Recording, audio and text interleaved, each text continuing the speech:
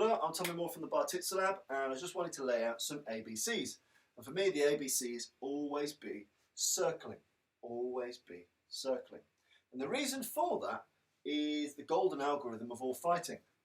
Attack him when you can cause the most harm and receive the least harm. So if I fight someone here, I can cause him harm and he can cause me harm. We're kind of equal in the harm stake. The more I start to move around the man from the side and from the back, I can be harmful and he is starting to become harmless or increasingly less harmful. So it's a very important thing that if I can, I should always be working my way behind the man. Grapplers are very good at this because it instinctively makes a lot of sense to be able to apply things like this. So grapplers are very good at it. They're very tuned in to being able to get to the back of a man. Strikers can often be a bit lazy with it because most striking, most competition striking at least, is done front to front. You might angle off on a 45, angle off on a 45, but you kind of stick within your own 180 degrees because that's what you're allowed to do.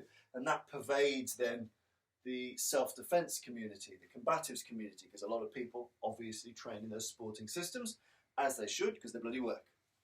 But in either way, we can take a leaf out of Grappling's book in that always be circling, always be trying to get to their back, if we can, where I can provide the most harm, whether it's via grappling, or whether it's even by striking. If I can strike you hard to the back of the neck, into the kidneys, there's fuck all you can do about it, because there's not much you can do apart from swinging your head back a bit, which I can safeguard against.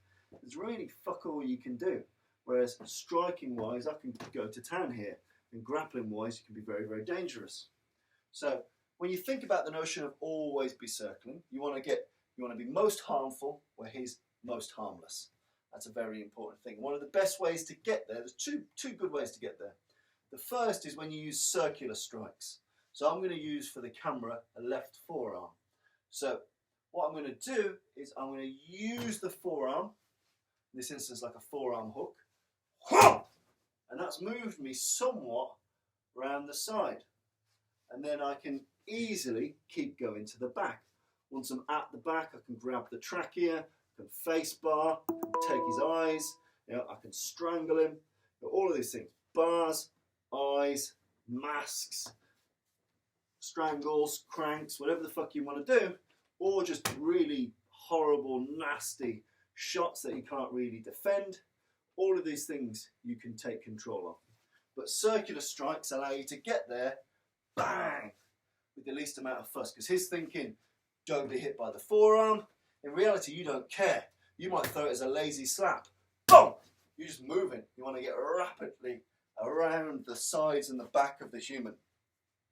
So you've got a circling method using circular shots, hooks, forearms, slaps, ridge hands, whatever the fuck you want to do, but you use that to disguise you moving in the same direction.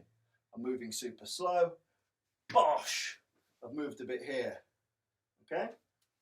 Bosh! I'm moving around. Another way to get that is to get in tight.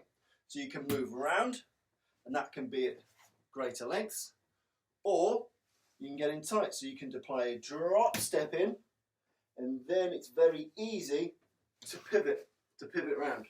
So essentially I'm just dropping the front knee. I'm dropping the front knee as in if I was doing a penetrative takedown, or an old school drop step shot. But in this instance I'm using the drop step to get nice and tight. Pop! And then immediately I'm thinking, get the back.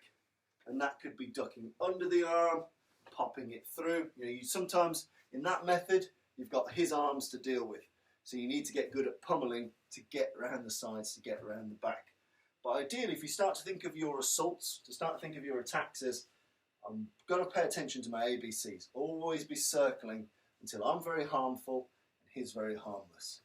The circular method or the penetration method. Boom, get it nice and tight, pop your way through, always working your way round to the back.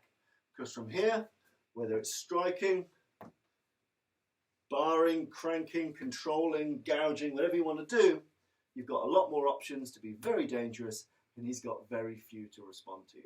So when you're thinking about your striking, your grappling for self-defense, always be circling is a really important facet to build into your repertoire. Cheers.